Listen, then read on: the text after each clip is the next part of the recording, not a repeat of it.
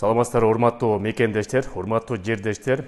Россия Федерациясында өзгөчө Москва жергесинде жаңы паспорт алган кыргыз жарандарды, биометрикалык паспорт алган кыргыз жарандарды тез-тез текшерип атат деген сөз бул чындыкка дал келбейт.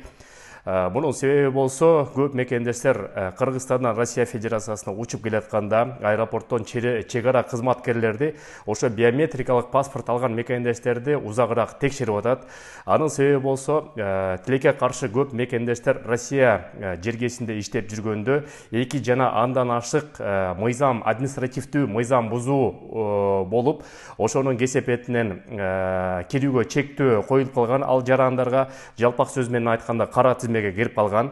Анан кийин ал мекендешибиз Кыргызстанга барганда паспортун алмаштырып, жөн эле паспортун алмаштырбай, аты жөнүн дагы алмаштырып, Россия Федерациясына жаңы ат менен киргенде ошол кишилерди аныкташ үчүн көбүрөөк узагыраак мөөнөткө текшерүү болуп калып атат.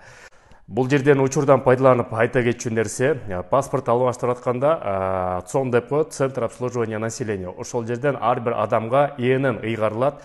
ИНН болсо бул индивидуальный идентификационный номер. Ал ар бир адамга өмүрүндө бир эле жолу ыйгарылат.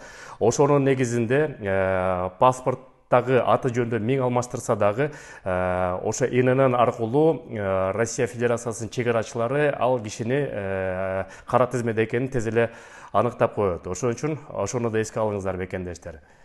Дагы бир толуктап айта кетчү нерсе, Россия Федерациясында 115-чи миграция тууралуу федералдык мыйзам өзгөрүү кирген. Эми мекендештерибиз Россия Федерациясына киргенден кийин ар бир мекендеш сөзсүз түрдө бармактардын отпечаткасын тапшырыш керек, андан тышкары сүрөткө түшүп бериш керек. Андан тышкары жылына бир жолу анализдерди өтүп туруп, Россия Федерациясына ден соолугу чың экенин жана кылмыш керек эмес экенин тастыктап бериш керек. Ошон үчүн мыйзам бузбаңыздар мекендештер, мыйзамдуу жолдо эмгектениңиздер. Сак саламат болуңуз, аманчылык, эсенчилик болтуруңуз.